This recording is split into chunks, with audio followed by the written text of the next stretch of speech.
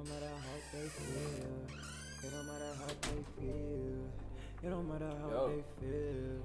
It don't matter how they feel. Let's go with y'all, yo. It don't matter how they feel. It don't matter how they feel. What do we got here? Yeah.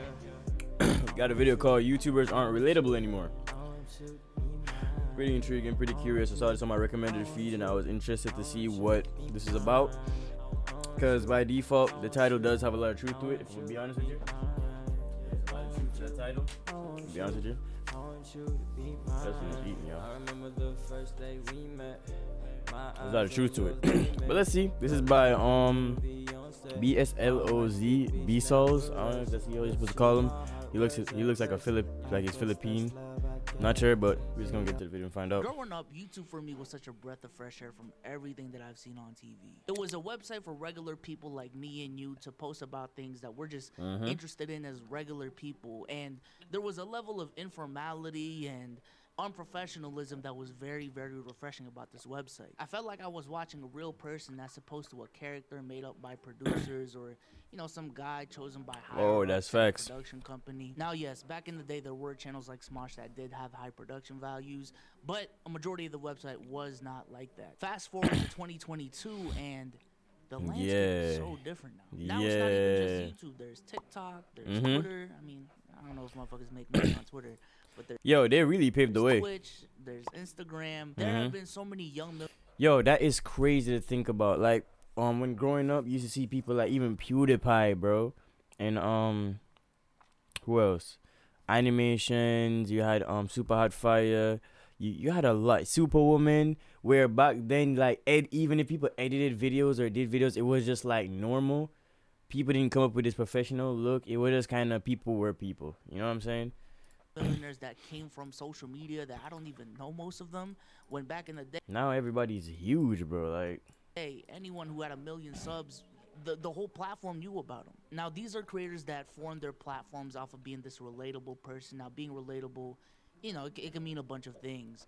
But as you grow on the platform, as you become that millionaire, the closer you get to being a 1% person, at least financially. Yeah, and stuff like that. The closer you get to that level, inherently speaking, the further you get away from us normal folks. And depending on who you talk to, I don't even qualify as a normal person at this point. You were once a person relatable to the lower middle class person who, you know, is in school, who has a full-time job, who didn't get millions of followers in a couple of months and had the luxury of dropping out of school. But now that you live this lifestyle where you can work on your own hours, you don't have a boss, you get to meet celebrities every fucking week, you live in $1 million mansion, I find it very hard to relate to you now. In this video, I want to have a discussion about this phenomenon and how it affects creators' relationship with their viewers, their content, and ultimately their career, as well as how it affects the viewers' relationship with their favorite creators. I have something to say in a minute. The rise. Contrary to popular belief, a lot of your favorite content creators weren't just born to be content creator roles. Right. Many full-time creators did not start off as full-time creators. Yo, a lot of us were shout out to Kai, students. bro. You know, we had full-time jobs and we were doing content creation on the side, and it just got to a point where the numbers just made too much sense for us not to at the very least have an attempt to pursue this as a full-time career. I, for one, am an example myself. Up until the end of 2021, I was a full-time college student and was a student the whole fucking time, like every single one of y'all. Now, the numbers did not make sense for me to drop out at any point in high school or in college, but when I started, I was just a high school student who loved talking about basketball at lunch. You know, I was ranting about the NBA and stuff like that. I wanted to have an outlet about my rants, uploaded it on YouTube, did it consistently, and next thing you know, it grew to what it became. I Show Speed, Aiden Ross, these were teenagers that just loved playing 2K, streamed it a lot, interacted with the community a lot. Next thing you know, they're one of the biggest streamers on Twitch and on YouTube, and this is now their full-time career, and they have been multi-millionaires because of it. Emma Chamberlain was a degular high school student making videos on her spare time until she blew up and just decided to drop out of school. These were passion projects for regular people that ended up being full-time careers. And let's not get it twisted. This is still the case today. YouTube is still not a job, and I don't think it'll ever be a job where, You go to college for a YouTube or content creation degree, you intern at a couple companies, and YouTube is just gonna give you a salary to create content for them. Now, there are exclusivity deals like what FaceSwag and what Lowig has, but you know what I mean. They're just not gonna hand out 90K salaries for people to make content. It is way too risky for people to just drop everything that they have to go full force into content creation without having some sort of platform already built. Like, imagine just, Jimmy over there just graduated high school, had no platform, 0 subscribers. I can't tell you how many times Arcade has come in clutch for me. Arcade Shout out is to you, this bro. Get your bag. Get your bag. And wanted to pursue YouTube full time. That's a dangerous game to fucking play. But in these formative years, if YouTubers do have one big advantage, that is relatability. You cannot do a day in the life of a USC college student without actually being a USC college student or whatever college you're in. You just can't make a video on how you survived high school or what it was like to work at this certain company if you were never in that situation out of necessity. I'ma just be honest, the same way some rich motherfuckers can only talk about rich motherfucker things, there are certain stories in life, there are certain topics in life that you just won't have the ability to tell unless you were actually a lower to middle class, upper middle class person. It's highly refreshing that when I watch your videos, you're not just always with content creators or celebrities, because I don't have access to that. So, it's a little bit relatable if you're not hanging out with Drake every day. It's nice to see that your videos aren't recorded with 5-man filming crews and, they aren't recorded with Arri Alexas or Red cameras. At most, they're recorded with a Sony A7S or something like that. The things that I'm talking about are small things, but at the end of the day, this is what makes social media what it is, and ultimately what makes influencer careers the way it is. It is that relatability factor. And these are things that content creators, on purpose or not, they know. They know that motherfuckers like relatable things. And this is what they use to grow their platforms. So at this point in the creator life cycle, we are assuming that they have reached full-time status, meaning that they actually have the opportunity to drop everything that they're doing in order to focus on content creation full time. So let's talk about the lifestyle changes that a creator typically has to go through at this point of their career in order to maintain this new lifestyle that they now have. For one, this is kind of given at this point, but they'll most likely drop out of school or quit their 9-to-5. No longer do I have to balance this full-time job or being a full-time student with content creation. Now I have the time to fully focus on this thing that I'm passionate about. Some creators also decide at this point that they want to live in a creator house with the intention of essentially being in an environment where they live and breathe content creation, because you know what they say, your network is your net worth. Regardless though, what typically happens is that influencers are put in a situation where content creation becomes a really big part of their life. Like a really big part of their life, to the point where they take sacrifices in other areas of their life. It could be health. It could be their social life, which is, kind of counterintuitive given the fact that they're social media people now, but that's the case. You don't go out as much, you don't travel as much, you don't participate in local events as much, unless you live in a content house. And I wish I had statistics to back this up. I feel like a lot of creators are actually very lonely people, which has its pros, because sometimes, bro, I just need my alone time. Like, leave me the fuck alone. I don't want to socialize with people. But on the contrary, and I can't speak from experience, it does suck that you lose that sense of camaraderie and community that you once had working at your old job, or being a full-time student, being a student in a big-ass school, and having people to interact with at any hour of the day. That you kind of lose that in most cases. Like right now, as I'm recording this, my girl is at work, and I'm just alone at this apartment with my dog. If it wasn't for my dog, I would be completely alone right now. Now, do I use social media to keep up with DMs and text people on a damn near hourly basis? Yes. Yes, I do.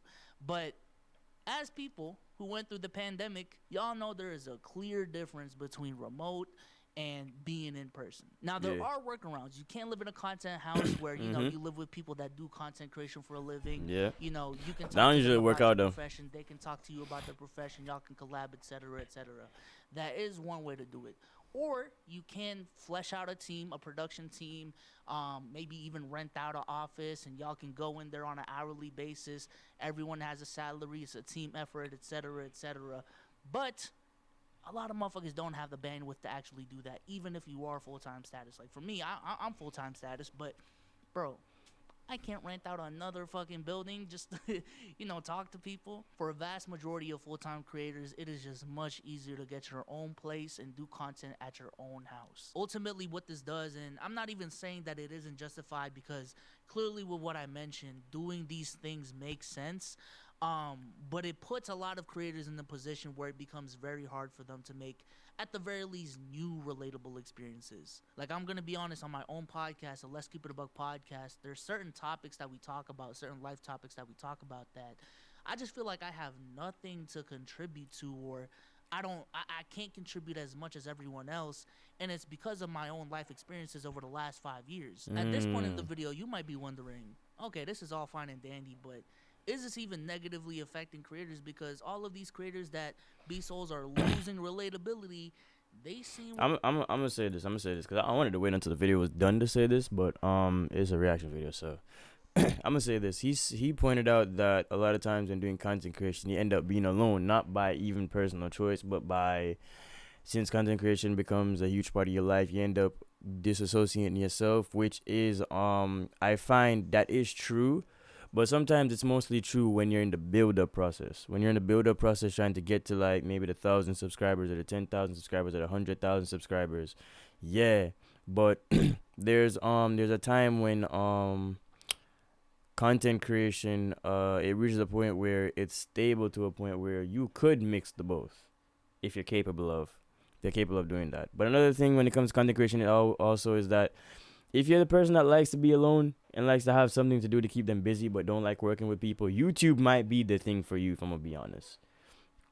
I'm the type of person where I love being around people. I love talking to people, but I don't like big crowds. I don't like a big group. Yeah, I'll if like, say for instance, I have a fan base where it's big and I go see my fans, hell yeah, I'm cool with that. But by default, I'm not the type of person to just walk up in a crowd and, blah blah blah. It was good. After a minute, I'm gonna get bored. I'm sorry. I'm gonna get bored.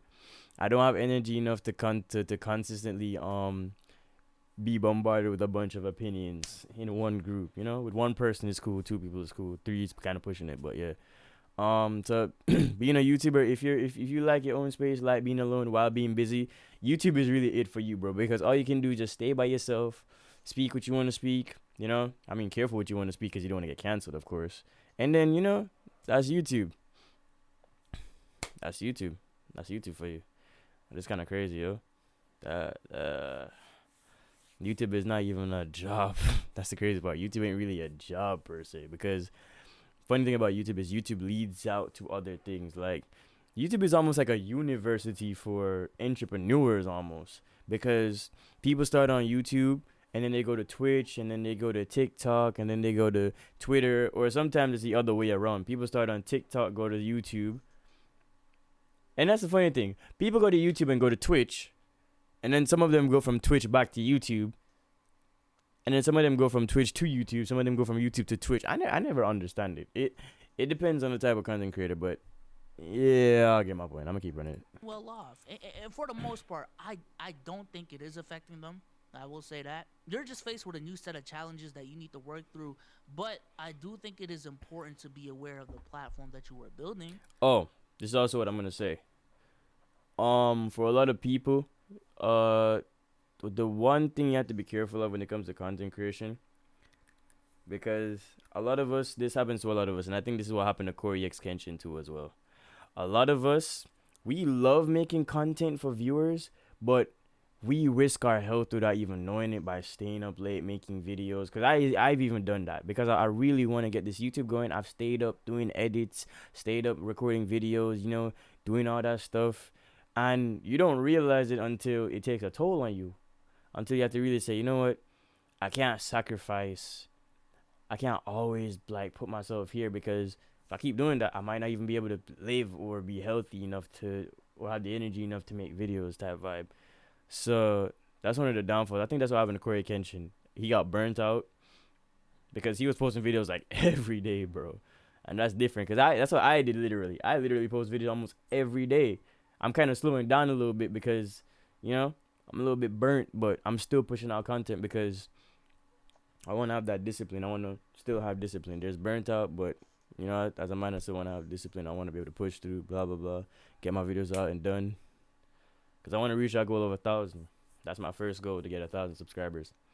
I already got 1,000 plus views on some of my videos, but my first goal is to reach 1,000 subscribers. So yeah, I'm not gonna stop working. Like if your platform, if your appeal as a content creator, as an influencer, is the fact that you are in your early 20s, you're doing these wild things, you know, you're relatable because you're young and stuff like that. If your platform is highly, highly reliant on being that person from the suburbs or being that person in college, what do you do when you're not that person anymore? You know, the numbers made sense when you dropped out of school, content creation wise, but now you're not that student, so how do you make those student videos? You know what I'm saying? How will you adapt? Why would you want to see another influencer doing another unboxing? Being like apartment tour? I sense a shift within myself, and not just myself. There's a shift happening with influencer culture. And I'm really excited for it. People don't want to see that anymore, I think. I think it's not relatable anymore. I would much rather get on here and show you guys my life as like, you know, a student. My major was mathematics before. I don't know what I was going to do with that. I might just finish that. Might switch it to something more practical. I'm so excited to share a more realistic lifestyle with you guys. Although my lifestyle is pretty realistic still, like just chilling and going to Italy. But I mean, outside of that. You know, I find it very funny the different ways that creators try to maintain that relatability factor, even though they know in their heart of hearts that their lifestyle isn't all that relatable. There are some creators out there that deliberately lower their production value for the sake of relatability. So this is the question. Why is it that after all that, you still export in 1080p? I don't like the way high quality footage look. I don't ever want things to feel too produced. I love the new camera. It's so shitty. Yeah. It's just so bad. And Yeah. sometimes she'll play footage without any music behind it. Yeah. And it just feels like a home movie from the 90s or the early 2000s, which is so nostalgic. I think that the things that make us unique as creators are the things that most people just overlook. Like, I am so particular about font choices. I'm so particular about like timing, cuts. Like, there's a you're like trying to communicate to the audience who you are at all times, and so like leaving an extra half second of awkward silence that really happened. I'm gonna deliver you a penny in like a month, hopefully. Okay? A what? It's worse than I thought. Hang tight, Mr. Beast. I'm on my way. I thought they were. Could be the difference between them understanding like how awkward that is and how like you're just a normal human versus you being some actor who's like creating this content for money, you know? Like we focus so much more on that than like high level storytelling. On Playback, one of the channels that I manage, we deliberately made the thumbnails much more simple. While technically thumbnail style A is he managed better Playback? thumbnail in terms of colors and composition and how complicated it is, the audience wants something very relatable and, you know, identifiable that they can see with our thumbnails. And the numbers showed that our performance actually improved. We also see this a lot in the streaming world. Let's be real with ourselves. A lot of the biggest streamers in the world can afford to have all of these fancy layouts and animations on their streams. They can do it, but a lot of them purposely keep it simple. A face cam in one of the corners, they have their desktop in the background or whatever game they're playing in the background, and the chat is just all over the screen. There's alerts going everywhere. It is messy on purpose. A couple months ago when AMP moved into their new house, Kai Cenat did a stream where he was gonna reveal his new chair. Now for those who don't know, within Kai's community, his chair is a meme of its own, right? He uses this raggedy ass chair that's broken and, you know, taped up and stuff like that. And when he was doing this reveal, coupled with this new mansion that he's living in, you know, a lot of people expected, yo, Kai's he's gonna ball out. He's gonna have this nice ass chair. And the reveal was not a nice ass chair. It was a raggedy ass chair. My boy.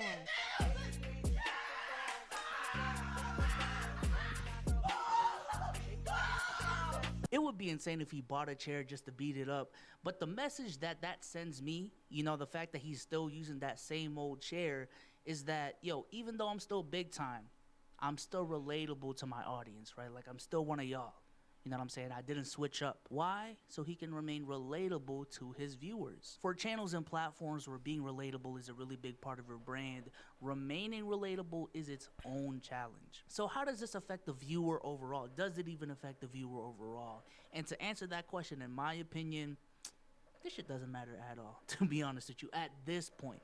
Maybe 5-6 years ago it would have been different, but it's just become more acceptable now that, you know, when your favorite creator glows up, you know what I'm saying, when they move up in life, their experiences are going to be different. As viewers, we know the name of the game at this point. Like, if I found a channel at 5,000 subscribers, right, and this is a channel that live streams, you know, when he was on his come up, he reacted to all the chats, you know what I'm saying, interacted with all the super chats, made a big deal about every gifted and stuff like that.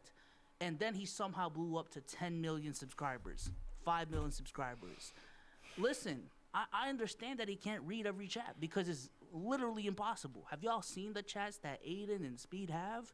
You cannot read those. Back in the day, they would have gone crazy for 10 gifted subs, but now that that's normal, It's like, appreciate the 10 I gifted. just don't expect you to get that. You know what I'm saying? Anymore. And that's fine. Loyal subscribers, and as human beings, we just understand that motherfuckers evolve, right? And if anything, you become more appreciative because you were there when they weren't that big. You know what I'm saying? Like, you understand that the fame and the numbers and the money that they have right now came from a place where, you know, they were being genuine. And that dynamic of a viewer feeling like they were a part of that journey, that alone is a very relatable process, even though this YouTuber is at 20 million subscribers and is living a lifestyle that I can't relate with. Also, at that point, if you're truly a loyal subscriber, watching their content is just a part of your, you know, daily routine, weekly routine at this point. Not to cut him, like, a part of the people that I would feel like would especially grow when it comes to YouTubers is the mods in chat.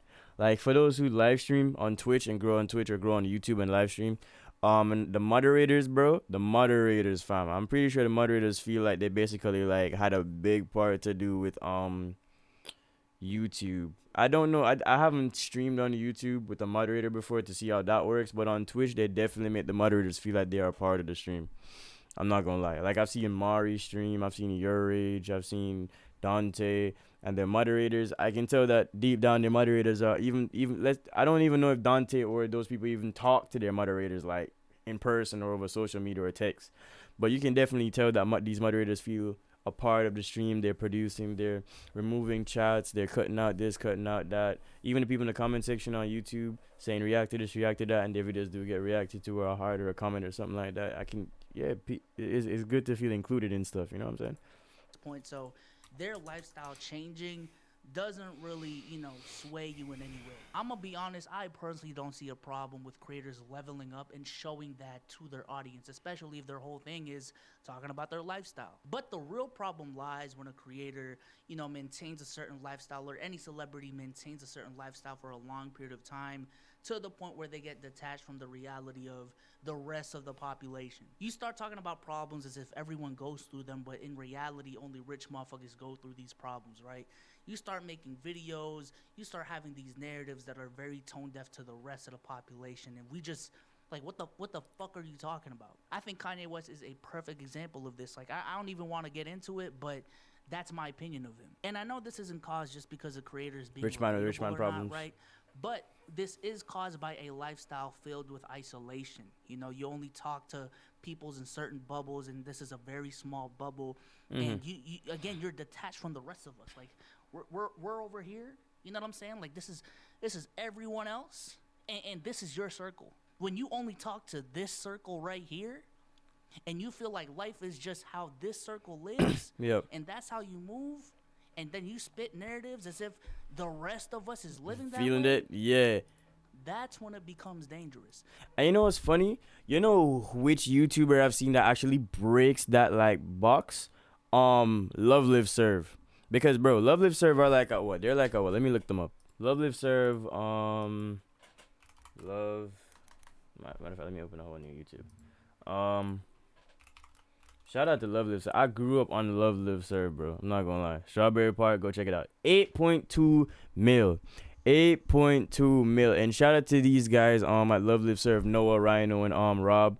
These dudes literally step from their place, and the reaction videos that they do, it keeps them inside as well. I can tell that a lot of people that do reaction videos to real life content, right? It shows it keeps it back to that relatability, where we're constantly bringing up that we're dealing with this rather than talking about rich lifestyle, we're dealing with this as well, because Love the server also the people who come back to the colleges and ask questions, come back to the colleges and interact with the students. He goes to different places. You know, they kind of break that barrier. So you kind of don't feel like Love Live Serve is that untouchable like factor. Maybe like a Logan Paul, you're like, oh no, we can't catch him, or you know what I'm saying. So there's many ways to break that down. Like I saw a TikTok. But shout out to LLL.